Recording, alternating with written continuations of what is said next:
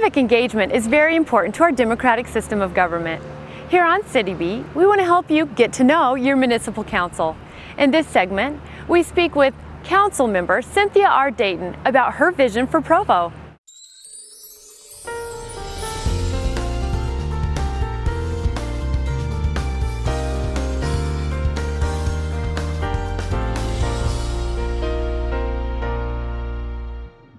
I'm Cynthia R Dayton, and my district is District 1.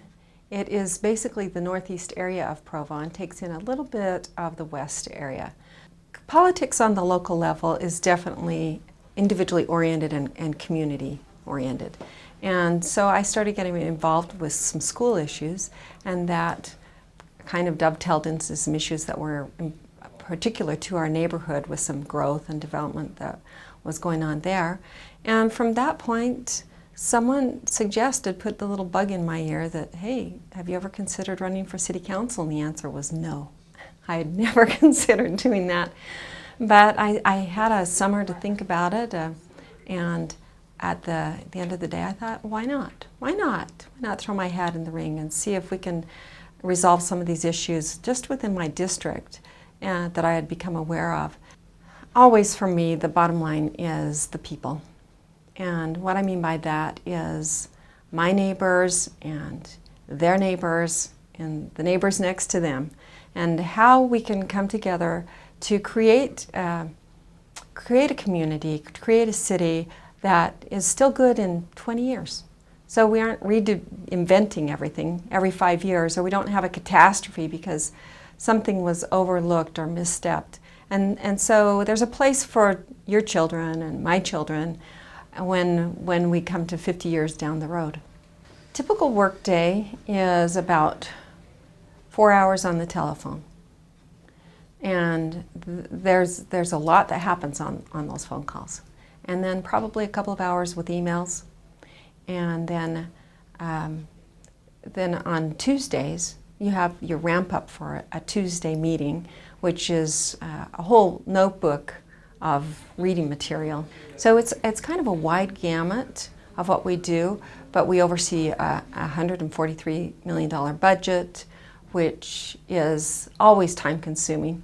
And then we do legislative intents, and we do legislation itself, and we talk with our state senators and our national senators and our state representatives and our national representatives. So we have a lot of lobbying time and just making relationship building time. And then we have our community interface time that we spend. What I've learned is what a great country we live in. And if you take all of the components and put them all together, it almost seems impossible that you could have that many working components and they could actually get anything done. And yet we do. And there's a higher level of functionality and integrity than I think a lot of people realize, and just such a great deal of heart that goes into it, I would say. People really give of their best to make certain that their neighbors and their friends have something worthwhile to have as part of their own community. In order to move anything forward, there has to be a majority voice. So collaborative effort is essential. And I know that a lot of the citizens are watching them at home, but I need your input. We need your input, and we need to know that together we're working these issues out. I grew up in Provo. I lived here until I was just married, and my husband finished school. We went off to another university town, University of Michigan, stayed in Ann Arbor for a few years, and then moved east.